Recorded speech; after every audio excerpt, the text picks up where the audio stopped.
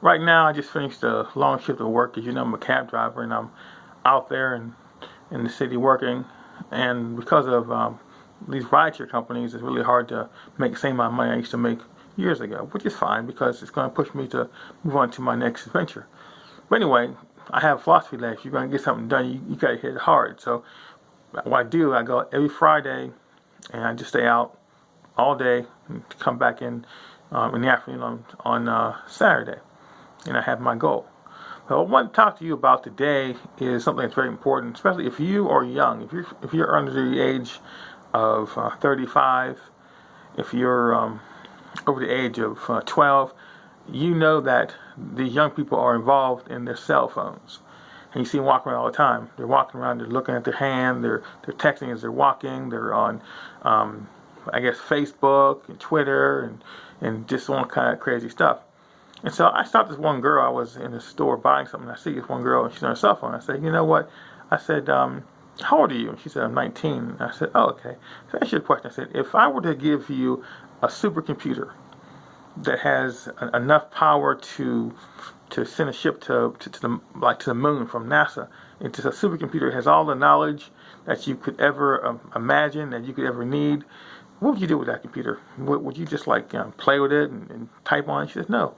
I said, would you use it to learn languages? Would you use it to study nature and science and math and explore things and share? Would you use this supercomputer to do the best that you could do with your life? Would you use a supercomputer to make yourself all that you could be? Or would you simply use a supercomputer as just a little plaything? And she said, no, I would, do those things with that. I would really have, a good venture with that computer. I said, well, your cell phone is that supercomputer. There's more power in that supercomputer in your hand than they've ever had in the history of NASA and all kind of things they used to do with computers way back when they were putting it together. This thing for the military, for launching missiles, radar, all these things. They had supercomputers, and they were in big rooms, big warehouses, and they used fans to cool them down. This thing that you have in your hand is so powerful. It can take you to so many places. And what do you choose to do with it? You choose to use it as a plaything. And that's the problem with these young people today.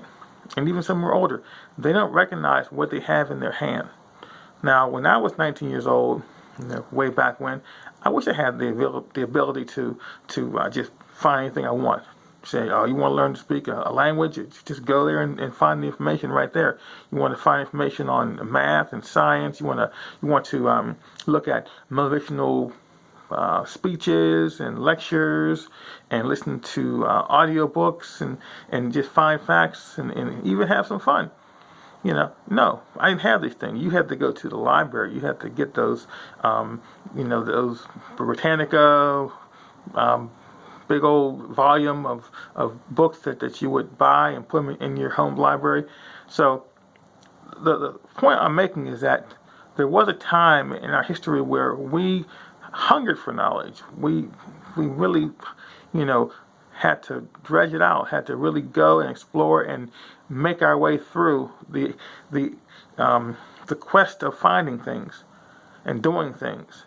And I was spending hundreds of dollars on tapes that would teach me math and teach me language skills and teach me all kind of things. I would go to seminars and attend workshops. And it's amazing the amount of money that a person could spend back in the 70s and 80s and even in the 90s because these things weren't available. But today, they're available right now. Right now, they're available to us. People of my age, people of your age, any age you are, you have the availability to explore the world and to do all that you want to with it. And what do we see? People walking around like robots, like automatons, just, all the time on the cell phone, just texting and using Twitter and putting stuff on Facebook, and they're putting up the status and trying to find friends. I mean, these things are nice if you have nothing else to do, but we should be in this world about making ourselves better.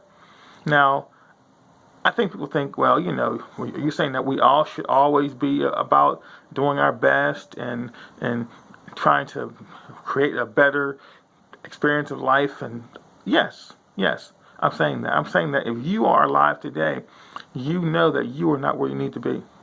You know that there's something that you want to do that you haven't done yet. You need to do it, and you need to get it done. And you know what? It's fun being smart. It's fun being able to speak different languages. It's fun being able to do things with your mind. It's fun being able to explore the world and to know that there is something out there that you haven't seen yet, and you will discover it by being like a hunter, going out there and finding it, being out there and exploring it. And also, once you have things, you can share. Like I'm sharing on these videos, and people who I admire, I watch their videos.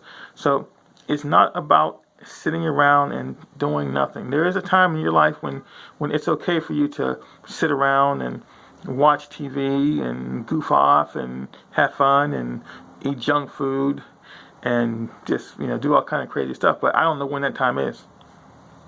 You see, from the time that you're born, you are being prepared to step out into the world. When you were a baby, your mother, your father, they nourish you, and they give you protection, and they give you comfort, but they prepare you to move out into the world. And you go off to preschool or kindergarten and first grade and second grade, and every grade you're in prepares you to move on to the next one. You're not saying, this is not a place where you sit pat. This is a place where you prepare yourself for the next phase. And once you move on to that, you go to the next phase. So you're always moving through life. And if you think about it, everything that you do in life prepares you for the next stage. Even going to church, it prepares you for your next adventure, your next phase of existence. And it's all about being prepared. Now, you can enjoy where you're at. I mean, there's nothing wrong with saying, okay, I'm going to be in the first grade for one season, and I'm going to enjoy that. But you're moving on. You can't go into the second grade and say, I'm going to go back to first grade, because no, once you graduate, move on. You're no longer required or even allowed to go backwards. You can't go backwards, because that's not where you need to be. You need to go forward. And those who are held back, that happens, but that's not by design. You're being held back because you're saying, you're not ready. I can't push you to your next level because you're not ready. You need to know how to count to 10, and you can only count to 3. So until you learn to count 10, you can't move on. Until you learn to spell and write your name, and to make sentences, and to write, and to be able to present, you can't move on. But if you see yourself as someone who is preparing yourself for the next phase, you move on, and you like it. You look forward to it. You move on. Someone who is in high school, they're not done. They got to go to college. Someone who's in first year of college, they got to graduate. And someone who graduates, they got to go to next level. They got to get that PhD, or they got to go to grad school and get something that is specific what they want to do in life. But they're not done. They've got to move on to their career. And once they do the career, they got to do the job and be able to maintain it for 30, 40 years, how long you have your career. And then they realize that they need to prepare themselves to retire. And not just to lay around, but to do more. Just don't be working, but do more. They can do some consulting, they can do some teaching, but they know that when they retire, they're still going to be in the process of doing something. And then they say to themselves, you know what, I'm going to die one day, so I got to get my insurance. I got to get my estate. I've got to get myself ready for every single phase that's coming up. If you don't, you're going to suffer for it. Someone is going to suffer because you didn't prepare. Think about Prince. He's recently passed away. He didn't have a will. He was super rich, but he did not have a will. So someone's going to suffer because if you don't have a will, then you have to pay a lot more money to the government and the state taxes. There are things that you should do every single day to prepare yourself for that next phase. So I'm telling you this: if you're watching me, if you are someone who is motivated and trying to do the best you can do, you understand that I don't allow anyone who I love, who I care about, who's going to be within my earshot, to say that if you're not where you are, if you're not where you need to be, it's okay. It's not okay. It's not okay. You need to be healthy. You need to be physically, mentally strong. You need to be on purpose all the time. And I just don't allow myself, even when I watch TV, there are shows that I like to watch. and I'll sit down and I'll watch these TV shows. But during the commercials, I'm practicing something else. So I'll be sitting there watching The Flash, and then during commercials, I'm practicing my Chinese, or I'm practicing my French, or I read a chapter of a book. I'll do something during that time, or I'll use that ability that I have to actually go back and learn something from the program. So I'll take mental notes and I'll write things out afterward and say, what did I learn from that show? So there's always going to be a time when I'm trying to use my experiences to make myself better. It's not about just having fun. And there are times to have fun. Trust me, there are times in life when you do have fun. I can go to a movie and sit there, but still, because of my abilities in my mind, I can see things. I can analyze things. I can use my abilities to enhance what I'm doing.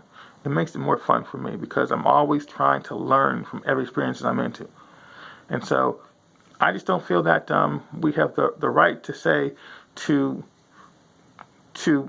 God, to the one who made us, that it's okay for us to misuse and misplace and lose our abilities because we give them over to things that don't mean anything to us. Coming home and you turn on the news and you watch these TV shows, people getting murdered, and you watch all kinds of sensational things like these really silly reality shows, and you say, oh yeah, that's where I'm going to just sit and just soak these things in. No. You gotta be about doing what you do for yourself. So I'm going to end by saying this. The cell phone is a gift, is a miracle. It's something that people of my generation, we saw way back in the 60s in Star Trek and in the 80s and in the next generation. We saw all this technology that was being portrayed as part of life that we can only imagine, and now we're living it.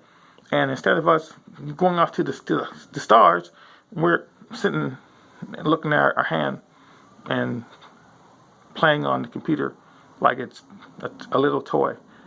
No, it is a miraculous invention. It's for you. Use it.